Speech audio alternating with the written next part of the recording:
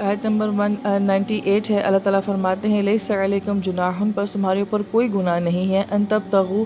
फ़ज़लन मिन रब्बिकुम, अगर तुम अपने रब का कोई फ़ज़ल तलाश करो। तो अमूमन फ़ज़ल से जो है वो रिज़्क़ मुराद लिया जाता है, यानी कि हज का मेन मकसद तो यही होना चाहिए है कि हम अल्लाह ताला से मुलाकात करने के लिए जा रहे हैं। मगर ज़िम्नन अगर आप किसी किस्म की कोई तिजारत भी करते हैं, कारोबार भी करते हैं, तो उस पर अल्लाह ताला ने कोई जो है वो हरज नहीं रखा हुआ है। फ़इज़ा अफ़ज़्तुम मिन अरफ़ात, बस जब तुम लौटो अरफ़ात के मैदान से। अब यहाँ पे जो लफ्ज़ अफ़ज़्तुम आया है ये फ़ौज़ से है, और फ़ौज़ का मतलब होता है कि जब बर्तन भर जाए और उसके अंदर जो चीज़ भी है वो बाहर गिर पड़े तो उसको जो है फ़ौज़ कहा जाता है। जैसे कि जग के अंदर पानी डाला जाए तो इतना डाला जाए कि वो उमड़ के बाहर गिर जाए, तो इसको फ़ाज़ा कहते हैं, यानी कि बह जाना कहते हैं। तो गोया कि इस लफ्ज़ के अंदर बहुत खूबसूरत कॉन्सेप्ट ये है कि जब तुम अरफ़ात के मैदान से लौटो, तो गोया कि अरफ़ात वो जगह है कि जहाँ से इंसान अपने अंदर बहुत कुछ भर के आता है, और गोया इतना भर के आता है कि उसके अंदर से वो उमड़ उमड़ के जो है वो बाहर आ रहा होता है।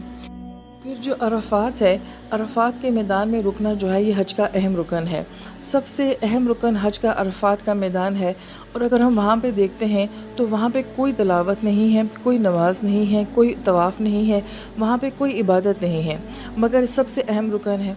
और जहाँ पे अल्लाह ताला अपने बंदे से क्या फरमाते हैं कि मुझसे मांगो, मुझसे दुआएं मांगो, मुझसे बातें करो। लिहाजा यहाँ पे सिर्फ़ हमने अल्लाह ताला से बातें करनी होती हैं। तो गोया कि अल्लाह ताला से बातें करना ये हज का सबसे अहम रुकन है। तो गोया कि अल्लाह को अपने बंदे का बातें करना, दुआएं मांगना इतना अच्छा लगता है। इस आयत की तफसीर में बहुत सारे खूबसूरत नुकात आते हैं कि अरफ़ात के मैदान की ये इबादत अल्लाह ताला ने सबसे अहम रखी है। और कुछ लोग ऐसे होते हैं वो कहते हैं कि हम वहाँ पे बोर हो जाते हैं, थोड़ी ही दुआएं मांगने के बाद इधर उधर के कामों में मशगूल हो जाते हैं। तो ये बड़ा लम्हा फ़िक्रिया है कि हमारे पास अल्लाह ताला से बातें करने के लिए कुछ भी नहीं है, और लोग ये कहते हैं कि हमारे पास इतनी दुआएं ही नहीं हैं, हम क्या मांगें और क्या क्या मांगें। तो अल्लाह ताला हमें अपनी ज़ात से बातें करने का शौक़ दे, और हमारे अंदर इतना कुछ हो कि हम अल्लाह ताला से बातें करते जाएं और हमें पता ही ना चले कि अरफ़ात का मैदान जो है उसका वक्त किस वक्त गुज़र गया है। लिहाजा यहाँ इस मैदान में अल्लाह ताला से बातें करके, दुआएं मांग के इंसान इतना अपने आप को भर यहाँ से आता है। फिर फरमाया फ़ज़्कुरुल्लाह इंदल मशअरिल हराम, फिर मशअर हराम के पास जो है अल्लाह ताला को याद करो। इससे मुराद मुज़दलिफ़ा का मकाम है। यहाँ पे मशअर का लफ्ज़ आया है जो कि शायर से है, और शायर का मतलब होता है कि ऐसी जगह जो बहुत मुक़द्दस हो, और एक ऐसी जगह जिसके बारे में आपके बहुत ज़्यादा जज्बात हों। जिस चीज़ को आप देखें तो उसको देखने के बाद आपके जज्बात में हरकत आ जाए, आप इमोशनल हो जाएं। यही वजह है कि हम जब बैतुल्लाह को देखते हैं तो ईमान वाला जो होता है वो जज्बाती हो जाता है, उसके अंदर बहुत सारे जज्बात जो हैं वो इस घर के मुतालिक होते हैं। लिहाजा हर वो चीज़ जो कि अल्लाह रब्बुल इज़्ज़त ने उसको मुक़द्दस कहा है वो ऐसी शायर है हमारे लिए कि हमारे उसके साथ इमोशंस जो हैं वो जुड़े हुए हैं। लिहाजा यहाँ पे मुज़दलिफ़ा के मुकाम पे भी तुम्हें अल्लाह ताला को बहुत याद करना है। वज़्कुरू कमा हदाकुम, और वैसे याद करना है जैसे कि अल्लाह ताला तुम्हें सिखा रहे हैं, क्योंकि इससे पहले काफ़िर लोग भी हज करते थे और इन्हीं जगहों पे वो कुछ और खुराफात किया करते थे, तो उनकी तरह नहीं करना, हमारी इबादत उनसे हट कर हैं। व इन कुन्तुम मिन क़ब्लिही लमिन ज़ालिमीन, और बेशक इससे पहले कि जब हमें तुम्हें मनासिक हज नहीं सिखाए थे तो इन तमाम बातों के बारे में बहुत गुमराह थे, तुम्हें मनासिक हज नहीं आते थे, अब हमने तुम्हें सिखा दिए हैं। सुम्मा अफ़ीज़ु, फिर तुम लौटो, मिन हैसु अफ़ाज़न्नास, जहाँ से सब लोग लौटते हैं। जैसे कि मुशरिकीन मक्का जो थे वो ये कहते थे कि हमें अरफ़ात के मैदान में जाने की ज़रूरत नहीं है, हम जो हदूद हरम से बाहर नहीं निकलेंगे, हम यहीं पे बैठे रहेंगे, बाकी जो आम लोग हैं वो यहाँ से चले जाएँ। अल्लाह ताला फरमाते हैं कि नहीं, सब ने वहाँ जाना है, और फिर सब ने वहाँ से लौट के वापस जो है वो मुज़दलिफ़ा के मुकाम पर आना है। फिर इतना खूबसूरत रुकन अदा हो चुका है। वस्तग़फिरुल्लाह, अब इस्तग़फ़ार करो। यहाँ पे गौर करने का मुकाम है कि तकरीबन हज के अहम अरकान जो हैं वो पूरे हो चुके हैं, और उसके बाद जो है वो इस्तग़फ़ार करने को कहा जा रहा है। तो गोया कि इबादत करने के बाद भी और नेकी करने के बाद भी इंसान को इस्तग़फ़ार करनी पड़ती है कि अल्लाह ताला मैं वैसी इबादत नहीं कर सका, वैसी नेकी नहीं कर सका जैसा कि करने का हक़ था। तो सिर्फ़ गुनाह के बाद ही माफ़ी नहीं मांगनी होती, बल्कि नेकी करने के बाद भी माफ़ी मांगनी होती है। इन्नल्लाह गफ़ूरुर रहीम, बेशक अल्लाह ताला की ज़ात बहुत माफ़ करने वाली और मेहरबान है। لہٰذا اتنی عظیم عبادت کے بعد اللہ تعالیٰ یہ فرماتے ہیں کہ بے شک ہم بہت معاف کرنے والے اور بہت رحم کرنے والے ہیں۔ تو یہاں پہ جو کانسیپٹ ہے وہ یہ ہے کہ ہماری عبادات میں جو کمیاں رہ جاتی ہیں اور ہم اللہ تعالیٰ کی شان کے مطابق عبادت نہیں کر پاتے، تو ہر انسان کا حج جو قبول ہوتا ہے وہ اس وجہ سے ہوتا ہے کہ اللہ ہماری کمیوں کو معاف کر دیتے ہیں، اور اللہ تعالیٰ اپنی رحمت کی وجہ سے ہمارے حجوں کو جو ہے ہماری عبادات کو قبول فرما لیتے ہیں۔ لہٰذا ہماری عبادات ہوں یا ہماری نیکیاں ہوں، یہ صرف کس وجہ سے قبول ہوتی ہیں کہ اللہ تعالیٰ معاف کر دیتے ہیں ہماری کمیوں کو، اور اللہ اپنی رحمت کی وجہ سے جو ہے ان کو قبول کر لیتے ہیں۔ 200 میں اللہ تعالیٰ فرماتے ہیں کہ فَإِذَا قَضَيْتُمْ، جو تم مکمل کر چکو مناسککم، حج کے تمام مناسک یعنی کہ طریقے، فَاذْكُرُوا اللَّهَ، تو پھر اللہ تعالیٰ کو یاد کرو، كَذِكْرِكُمْ، جیسے کہ تم یاد کرتے تھے آباؤکم، اپنے آباء و اجداد کو، او اشد ذکرہ، یا اس سے بھی زیادہ ذکر کرنا۔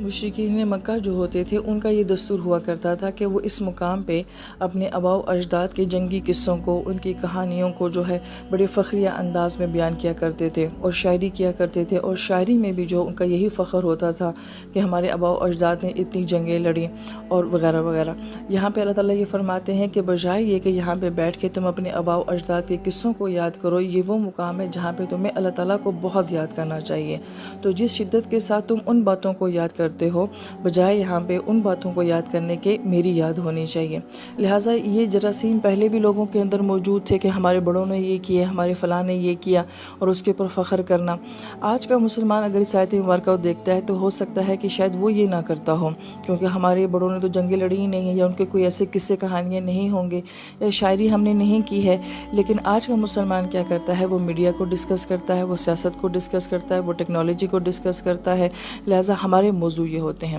تو حج کے مقام پہ بھی ہمیں جگہ جگہ یہ باتیں نظر آتی ہیں کہ لوگ جو ہیں وہاں جا کے بھی دنیا کے انہی موضوعات کو ڈسکس کرتے رہتے ہیں۔ تو گویا کہ آج کے مسلمان کے لیے یہ ہے کہ بجائے ان سارے موضوعات یا ٹاپک کے اوپر اپنا وقت گزارنے کے، تم اللہ تعالیٰ کو یاد کرو، اور شدت کے ساتھ، اور اس شدت کے ساتھ کہ جو تمہیں باتیں کرتے کرتے احساس ہی نہیں ہوتا کہ کتنا وقت گزر گیا دنیا کے موضوع کے اوپر ڈسکس کرتے کرتے۔ اسی طریقے سے اللہ کی یاد ہونی چاہیے کہ تمہیں وقت گزرنے کا احساس نہ ہو۔ وَمِنَ النَّاسِ، بس لوگوں میں سے من یقول، جو کہتے ہیں ربنا آتنا فی الدنیا، اللہ ہمیں دنیا میں بہت اچھا چاہیے، وما لہ فی الآخرۃ من خلاق، تو ان کے لیے آخرت میں کوئی ذرا بھر بھی حصہ نہیں ہوگا۔ اب یہ جو دعا مانگی جا رہی ہے یہاں پہ کہ اللہ تعالیٰ مجھے اچھی دنیا دے، تو بظاہر اس میں تو کوئی بری بات نہیں ہے، مگر اللہ تعالیٰ اس دعا کے اوپر اتنے ناراض کیوں ہو رہے ہیں؟ اس لیے کہ یہاں پہ اس نے صرف دنیا کو مانگا ہے، آخرت کو نہیں مانگا۔ لہٰذا جو لوگ یہ صرف یہ کہتے ہیں نوکری اچھی مل جائے، گھر اچھا مل جائے، رشتہ اچھا مل جائے، اولاد ہو جائے، بیٹا مل جائے، لیکن ان میں کہیں یہ دعائیں نہیں ہوتی کہ اللہ تعالیٰ ہمیں آپ بھی مل جائے، ہمیں اچھی آخرت، اچھی موت مل جائے۔ تو فرمایا کہ یہ دعائیں اللہ تعالیٰ کو بہت ناراض کرتی ہیں۔ تو اللہ تعالیٰ نے فرمایا خلاق، یہ خلاق لفظ جو ہے یہ خلقہ سے ہے، اور تخلیق، مخلوق، اخلاق، یہ سب جو ہیں وہ ایک ہی خاندان کے الفاظ ہیں، اور خلاق جو ہوتا ہے یہ سب سے کم سطح کا لفظ ہے۔ اس کا ایک معنی ذرہ ہوتا ہے، دوسرا معنی حصہ ہوتا ہے، یعنی کہ ایسے لوگوں کے لیے جو صرف دنیا مانگتے رہتے ہیں اللہ تعالیٰ سے، اللہ انہیں آخرت کا ایک ذرہ بھی نصیب نہیں کرے گا۔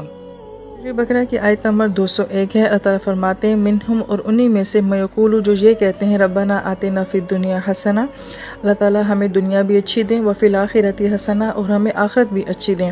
اب پچھلی آیت مبارکہ میں ہم نے دیکھا تھا کہ جن لوگوں نے اللہ تعالیٰ سے صرف دنیا مانگی تو اللہ تعالیٰ کو ان کی یہ دعا پسند نہیں آئی۔ اب ہونا تو یہ چاہیے تھا، یہاں پہ اللہ تعالیٰ یہ بات فرماتے کہ جو ہم سے آخرت مانگیں گے ہم ان سے خوش ہوں گے،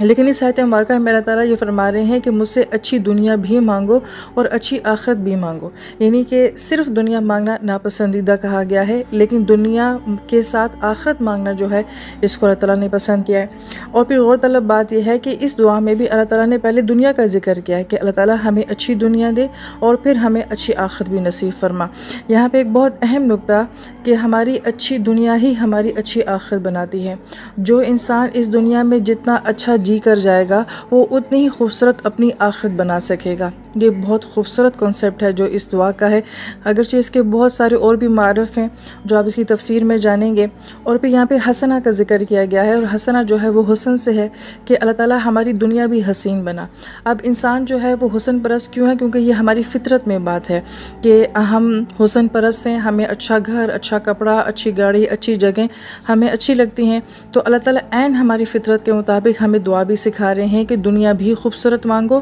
موت قبر، حشر، آخرت، اس کو بھی خوبصورت مانگو اور اس کو بھی ایسے ہی خوبصورت بناؤ جیسے کہ تم اپنی دنیا خوبصورت بنانے کی کوشش کرتے ہو۔ وَقِنَا عَذَابَ النَّارِ، اور جس انسان کو آخرت میں آگ سے بچا لیا گیا، یہ اس کی سب سے بڑی خوبصورتی ہے، یہ اس کی سب سے بڑی کامیابی ہوگی۔ نمبر 202 میں اللہ تعالیٰ فرماتے ہیں اولئک، یہی وہ لوگ ہیں، لہم ان کے نصیبم حصہ ہے، مما کسبوا جو انہوں نے کمایا۔ ابھی آیت مبارکہ میں جو لفظ نصیب آیا ہے، نصیب، نسب، انصاب اور مصیبت، یہ سب ایک ہی خاندان کے الفاظ ہیں۔ یہاں پہ لفظ جو نصیب آیا ہے اس کا معنی ہوتا ہے بڑی چٹان، کیونکہ جب انسان صحرا میں ہوتا ہے تو وہاں پہ اس کو سوائے صحرا کے اور کچھ بھی نظر نہیں آتا، لیکن جب صحرا کے مسافر کو کوئی چٹانیں نظر آنے شروع ہو جائیں تو اس کے اندر ایک امید پیدا ہوتی ہے کہ یہاں پہ کہیں پانی ہوگا یا آبادی ہوگی، لہٰذا اس کا ایک معنی تو یہ ہو گیا۔ اور اسی سے لفظ جو ہے وہ نصب بنتا ہے، جس کا مطلب گاڑنا ہوتا ہے۔ اور قرآن پاک میں لفظ انصاب آیا ہے، وہ پتھر جس پہ جانور کو رکھ کر ذبح کیا جاتا ہے۔ لہٰذا اس آیت کا جو کانسیپٹ ہے وہ یہ ہے کہ انسان اپنے اعمال سے جو ہے وہ حصہ کماتا ہے، اور وہ حصہ کس طریقے سے کماتا ہے کہ ہم جو عبادت بھی کرتے ہیں، جو خیر کا کام بھی کرتے ہیں، ہم صدقہ خیرات کرتے ہیں، ہم سجدے کرتے ہیں، تلاوتیں کرتے ہیں، ہم کسی کو اچھی سوچ دیتے ہیں، حوصلہ دیتے ہیں، امید دیتے ہیں، کسی کو کوئی فن ہنر سکھا دیتے ہیں، غرض جو اچھا کام بھی ہم دنیا میں کرتے ہیں، ہم اس میں سے اپنا ایک نصیب، اپنا ایک حصہ جو ہے وہ آخرت کے لیے مقرر کر لیتے ہیں۔ اور اس بات کا جو خوبصورت پہلو ہے وہ یہ، کیونکہ انسان دنیا سے چلا جاتا ہے، انسان مر جاتا ہے، مگر اس کا عمل جو ہے وہ زندہ رہتا ہے، لہٰذا ہم چلے جائیں گے لیکن ہمارے اعمال کا جو حصہ ہے وہ اس دنیا سے ہمیں آخرت میں بھی ملتا رہے گا۔ اور یہاں پہ مما کسبوا کہا گیا ہے کہ مما سے مراد یہ ہوتا ہے کہ ہمارا ہر عمل جو ہے وہ ہمارے لیے نصیب نہیں بنتا، بلکہ ہمارے اعمال میں سے وہ عمل جو کہ خالص اللہ کے لیے کیے گئے ہوں، خالص اچھی نیت سے کیے گئے ہوں، صرف وہی عمل ایسے ہیں کہ جو ہمیں اس سے کوئی حصہ نصیب کریں گے، جو ہمارے لیے آخرت کا نصیب بنیں گے۔ لہٰذا کوانٹٹی نہیں بلکہ کوالٹی دیکھی جائے گی کہ کوئی عمل جو ہے وہ کس سوچ سے کیا جا رہا ہے، کس نیت کے ساتھ کیا جا رہا ہے۔ پھر اللہ تعالیٰ فرماتے ہیں واللہ سریع الحساب، اور اللہ تعالیٰ بہت جلد حساب لینے والے ہیں۔ اس بات کا اس آیت کے ساتھ کیا تعلق ہے کہ اعمال کرنے میں جلدی کرو، موت بہت جلد آ جائے گی، تمہارے پاس مہلت بہت کم ہے، وقت ختم ہو رہا ہے، ہر آنے والا دن ہماری زندگی سے کچھ نہ کچھ کم کرتا جا رہا ہے، جوانی ہمارے ہاتھ سے جا رہی ہے، صحت ہمارے ہاتھ سے جا رہی ہے، حالات ہمارے کنٹرول میں نہیں رہیں گے، آنے والا وقت کیسا ہو ہم نہیں جانتے، جو ہم آج کر پا رہے ہیں ہم کل کر سکیں گے کہ نہیں کر سکیں گے، اس لیے عمل کرنے میں، اپنا نصیب کمانے میں جلدی کرو۔ پھر آیت نمبر 203 ہے، اللہ تعالیٰ فرماتے ہیں وَاذْكُرُوا اللَّهَ فِي أَيَّامٍ مَّعْدُودَاتٍ، اور یاد کرو اللہ تعالیٰ کو ان گنتی کے چند دنوں میں۔ اس سے مراد منی میں 3 دن گزارنا جو ہے وہ سنت ہے، اور اس دوران جمرات کے اوپر کنکریاں مارنا یہ واجب ہوتا ہے۔ تعجل فی یومین فلا اسم علیہ، پھر جو شخص 2 ہی دن میں جلدی چلا جائے اس کے اوپر بھی کوئی گناہ نہیں ہے۔ ومن تأخر فلا اسم علیہ، اور اگر کوئی 2 دن کی بجائے 3 دن وہاں پہ رکنا جائے تو اس میں بھی کوئی گناہ نہیں ہے۔ یعنی حج کرنے کے بعد اگر کوئی 12 تاریخ تک جو ہے وہ منی میں رکتا ہے اور پھر چلا جاتا ہے، اس کی بھی اس کو اجازت ہے، اور اگر کوئی 13 تاریخ کو بھی وہاں پہ رکنا چاہتا ہے تو اس میں بھی کوئی مسئلہ نہیں ہے۔ پھر اللہ فرماتے لمن اتقی، مگر یہ اس کے لیے جو تقوی اختیار کرے۔ اس کا کیا مطلب ہے؟ یہاں پہ خوبصورت نفسیاتی پہلو کو بیان کیا گیا ہے کہ جب انسان کوئی بہت اہم کام کر رہا ہوتا ہے تو وہ جسمانی لحاظ سے، ذہنی لحاظ سے، نفسیاتی لحاظ سے جو ہوتا ہے وہ ایک ٹینشن میں ہوتا ہے، اس نے اپنے آپ کو روکا ہوا ہوتا ہے۔ لہٰذا حج کے دنوں میں انسان جب احرام باندھتا ہے تو بہت ساری حلال چیزوں کے ساتھ بھی رک جاتا ہے، تو گویا کہ وہ اپنے اوپر بڑا جبر کر رہا ہوتا ہے، ایک مشکل وقت گزار رہا ہوتا ہے، اور جب وہ کام پورا ہو جاتا ہے تو انسان ریلیکس ہو جاتا ہے۔ تو یہاں پہ یہ کہا جا رہا ہے کہ 10 کو تو آپ کا حج مکمل ہو گیا ہے، اس کے بعد اگر آپ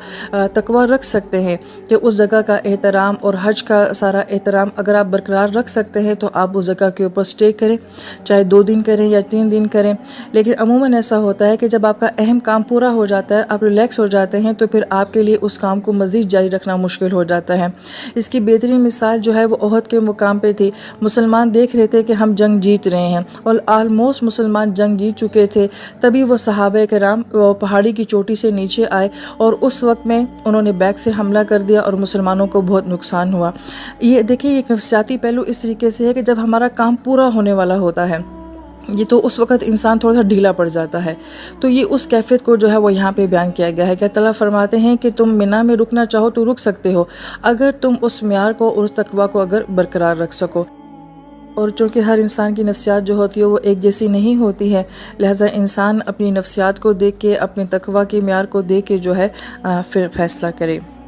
کہ آیا کہ وہ اس سنت کو نبھا سکتا ہے یا نہیں نبھا سکتا ہے۔ اور پھر اللہ تعالیٰ فرماتے ہیں وَاتَّقُوا اللَّهَ، اللہ تعالیٰ کا تقویٰ اختیار کرو، وَاعْلَمُوا، اور جان لو، أَنَّكُمْ إِلَيْهِ تُحْشَرُونَ، کہ تم سب کو ایک دن اس کی طرف اکٹھا کیا جائے گا۔ اب یہاں پہ مفسر کرام یہ فرماتے ہیں کہ حج کی روح کو بیان کیا گیا ہے کہ سارا حج تمہارا مکمل ہو چکا ہے۔ وَاتَّقُوا اللَّهَ، ایک عبادات کا ظاہری پہلو ہوتا ہے اور ایک عبادات کا باطنی پہلو ہوتا ہے، لہٰذا نماز میں آپ وضو کر لیتے ہیں، سمت قبلہ کو بھی دیکھ لیتے ہیں، کپڑے صاف ہوتے ہیں، مسجد میں آ جاتے ہیں، آپ نے ظاہر کے سارے فرائض پورے کر لیے ہیں۔ حج میں بھی یہی معاملہ ہے کہ آپ نے طواف کر لیا ہے، مینا میں قیام کر لیا ہے، عرفات میں دعائیں مانگ لی ہیں، سب آپ کا ظاہری پہلو جو ہے وہ مکمل ہو چکا ہے، مگر کیا آپ کی عبادات کا آپ کے باطن کے اوپر اثر ہوا ہے؟ کیا نماز نے آپ کو بے حیائی سے روکا ہے؟ کیا حج نے آپ کے اندر جو ہے وہ تقویٰ پیدا کیا ہے؟ اس لیے حج کی آیات میں وَاذْكُرُوا اللَّهَ کتنی مرتبہ آیا ہے اور وَاتَّقُوا اللَّهَ کتنی مرتبہ آیا ہے؟ تو گویا کہ یہاں پہ یہ کہا جا رہا ہے کہ حج مکمل ہو جانے کے بعد اپنے اندر روحانی تبدیلی محسوس کرنا، آنے والی زندگی کو اللہ تعالیٰ کی یاد کے ساتھ گزارنا اور تقویٰ کے ساتھ گزارنا۔ جب ہم تفسیر پڑھتے ہیں تو ہمیں یہ بات سمجھ آتی ہے کہ اللہ تعالیٰ ہر عبادت سے ہمارے اندر ایک خاص قسم کی صفت کو جو ہے وہ پیدا کرنا چاہتے ہیں، تو گویا کہ ہر عبادت کا ہمارے اوپر روحانی طور پر ایک اثر ہوتا ہے۔ یہاں پہ ایک ورلڈ ریکارڈ بنانے والا شخص جو کہ غیر مسلم تھا، اس نے کہا کہ میں سائیکل کے اوپر پوری دنیا کا چکر لگاؤں گا، تو ایک بیگ میں اس نے اپنی تمام خاص ضروریات رکھ لی، اور پھر جب اس نے پوری دنیا کا چکر لگا لیا تو اس نے کہا کہ میں ڈپریشن کا شکار ہو گیا، اور میرے اندر یہ سوچ آئی کہ اگر میں یہ 3 ماہ جو ہے اپنی بہت ساری چیزوں کے بغیر بڑے اچھے طریقے سے گزار سکتا ہوں، تو پھر میں نے اپنی زندگی میں اتنا سب کچھ کیوں جمع کیا ہوا ہے؟ لہٰذا اس نے اپنا جتنا بھی ایکسٹرا سٹف تھا، اپنی چیزیں تھی، سب کچھ جو تھا اس نے اپنی زندگی سے نکال دیا۔ گویا کہ ایک غیر مسلم کو اپنی اس جرنی سے، اپنے سفر سے جو ہے یہ ساری بات سمجھ آ گئی۔ اسی طریقے سے حاجی بھی تو یہی سفر کرتا ہے، اور اس میں وہ سب کچھ چھوڑ جاتا ہے، اپنا وطن چھوڑتا ہے، اپنا گھر چھوڑتا ہے، اپنے رشتے ناطے چھوڑ کر جاتا ہے، اور بہت کچھ احرام کی حالت میں اس کے لیے باقی حلال چیزیں بھی جو ہیں وہ حرام ہو جاتی ہیں، اور اس طریقے سے وہ 10 دن گزارتا ہے۔ تو اللہ تعالیٰ یہ پریکٹس ہمیں کیوں کرواتے ہیں کہ اگر تم اتنے دن جو ہے ان چیزوں کے بغیر رہ سکتے ہو، تو پھر ہم لوگ حج سے واپس آنے کے بعد ان چیزوں کے بغیر کیوں نہیں رہتے ہیں؟ اسی طریقے سے اگر ہم رمضان میں حلال چیزیں کھانا چھوڑ دیتے ہیں تو پھر رمضان کے بعد ہم حرام کھانا کیوں نہیں چھوڑ سکتے ہیں؟ اس لیے ہر عبادت کا ایک خاص مقصد ہے، اور اس آیت مبارکہ میں یہی کہا جا رہا ہے وَاتَّقُوا اللَّهَ۔ اور پھر اس آیت مبارکہ میں جو تحشرون کا لفظ آیا ہے، قرآن پاک میں 2 طرح کے الفاظ آتے ہیں، یجمعون اور تحشرون۔ تحشرون کا مطلب ہوتا ہے کہ جانوروں کو اکٹھا کرنا، اور یجمعون کا مطلب ہوتا ہے انسان کو عزت کے ساتھ اکٹھا کرنا۔ لیکن تحشرون کا ایک دوسرا معنی یہ بھی ہوتا ہے کہ کسی کو اس کی مرضی کے خلاف جو ہے وہ کسی ایک جگہ کے اوپر اکٹھا کرنا۔ لہٰذا حج کی آیت مبارکہ کے اختتام پہ یہ بات فرمانا کہ حج میں جو تم سب اکٹھے ہوئے ہو تو اپنی مرضی سے حج کرنے کے لیے آئے ہو، لیکن آخر میں جب تم سب اکٹھے کیے جاؤ گے تو تم اپنی مرضی سے نہیں اکٹھے کیے جاؤ گے۔ بہت سارے انسان جو ہیں وہ اپنی قبروں سے نہیں اٹھنا چاہیں گے، اور انسان مرنا نہیں چاہے گا اور حشر کو فیس نہیں کرنا چاہے گا، مگر اس کو بہرحال جو ہے وہ حشر کو فیس کرنا ہوگا۔ سوچنے والی آیات ہیں، غور کرنے والی آیات ہیں، اور ان آیات کی ڈیپتھ کو جاننا چاہیے کہ ہم حج میں بھی 2 جماعی ہوتے ہیں، ایک حشر کا سا سما ہوتا ہے، اور پھر اس آیت مبارکہ میں اس حشر سے جو ہے وہ آخرت کے حشر کو جو ہے وہ کمپیئر کیا گیا ہے کہ ایسا ہی ایک حشر جو ہے وہ آخرت میں بھی ہوگا۔